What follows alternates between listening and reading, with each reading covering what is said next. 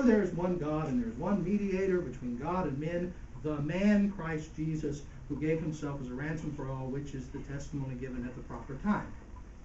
For this what? For this ministry, the ministry of preaching the mediation of Jesus Christ. For this I was appointed a preacher, an apostle. I am telling the truth, I'm not lying, a teacher of the Gentiles in faith and truth.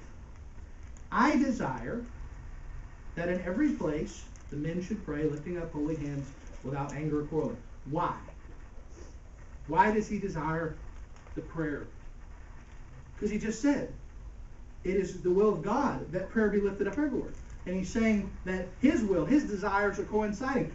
I desire that men everywhere should pray, lifting up holy hands. Likewise also that women should adorn themselves in respectable apparel, with modesty and self-control, not with braided hair or gold or pearls or costly attire, but with what is proper for women who profess godliness with good works. Right there he's saying there's something that the women ought to do. The women ought to be in a modest way rather than in a gaudy way. And then he goes on to say, let women learn quietly with all submissiveness. I do not permit a woman to teach or to exercise authority over a man. Rather, she is to remain quiet. For Adam was formed first, then Eve. And Adam was not deceived, but woman was deceived and became a transgressor. Yet she will be saved through childbearing if they continue in faith and love and holiness with self-control. I don't know if I made it any better by reading the context, but I will say this. We got a lot to talk about. Because what I just did is I established for you the overarching purpose of Paul in his writing. He's saying, right here, I have a purpose in the church for both sexes. I have a purpose within the church for both sides of the marriage, both people within the sex groups, and the purpose is basically this. You have for the man this established position, and then you have for the woman this established position, and there ought not to be a usurping. I like the King James at verse 12 because it says, do not permit a woman to teach or to usurp authority. There is a different place for men and women within the church. Now, I got to tell you, as soon as I say that, I feel the tension, and if I were in certain churches, they would stone me, especially the churches that have women pastors. And why is it that a church would have a woman pastor, according to this verse? Here is the argument that they make. They say, well, this was written in a time where Paul was very much attached to his culture. And the culture of the day was that men dominated and women were submissive. So Paul put in his letter that men ought to have the position of authority and women ought to be in a submissive position. But it wasn't really God saying that. It was Paul's Hebraisms and Paul's cultural situation. That's what some people say. And again, I want to show you why that is unacceptable. Look at verse 13. Comes right after verse 12, which means it deals with verse 12.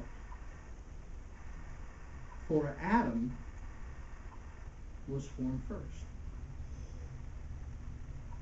What does Paul use as his example as to why what he's saying is correct? Does he say, for in our culture it is right that a man and a woman be in different positions?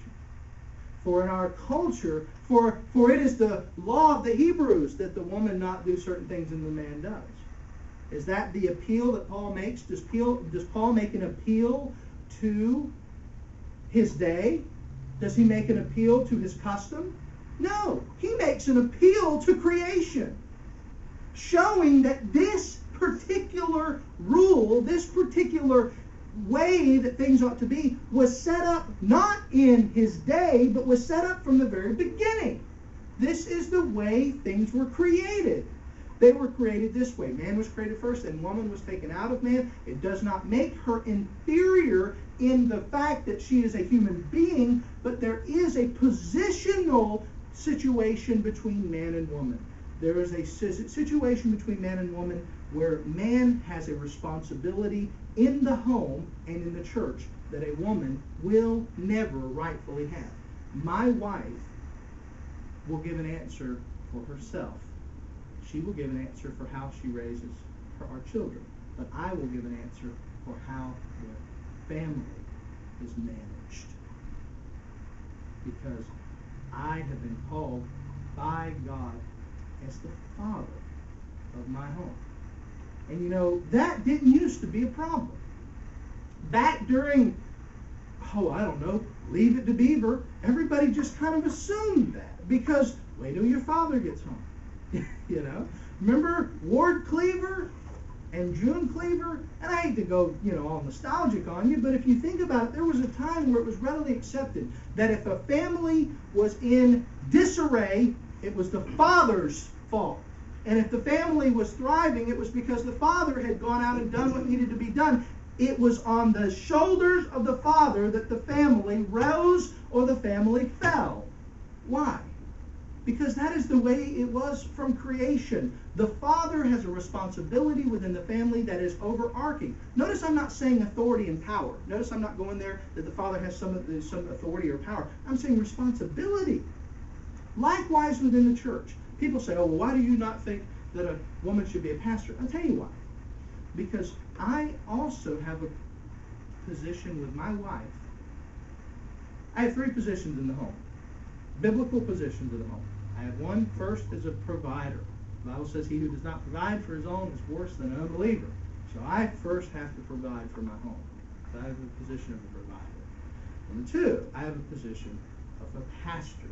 It is a spiritual responsibility of the father that his family be in church, that his family is well nourished and well fed. That is the position of the father. But I also have the position of protector.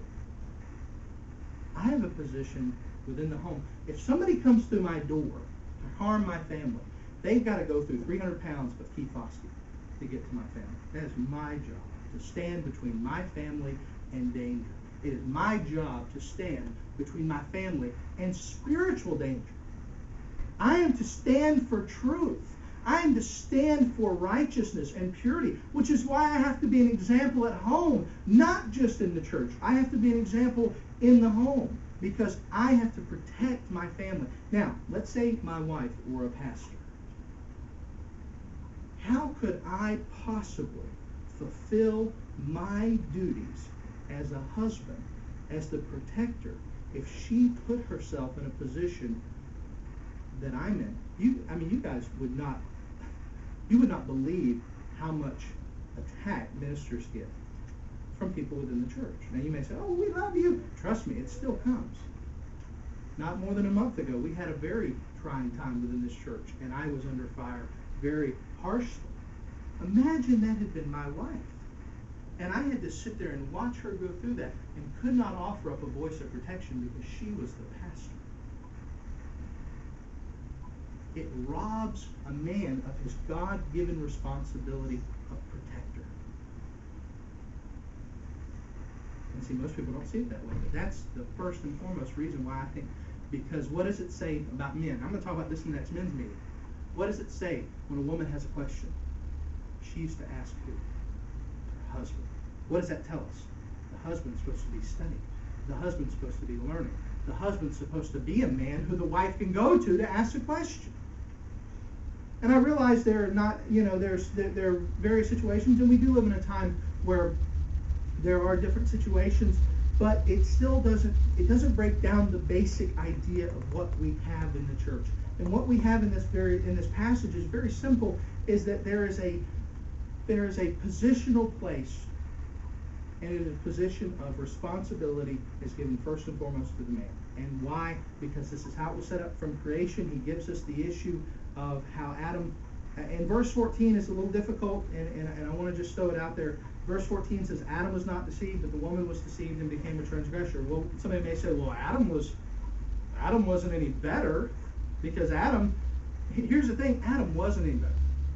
In fact, he was worse, because Adam wasn't deceived. Adam did it out of pure rebellion. How you like that? She was deceived that he was a rebel. How do you like them apples? Then why is he in charge? Because it was his responsibility to stop it. Even though he was the one who rebelled, it still would have been his responsibility.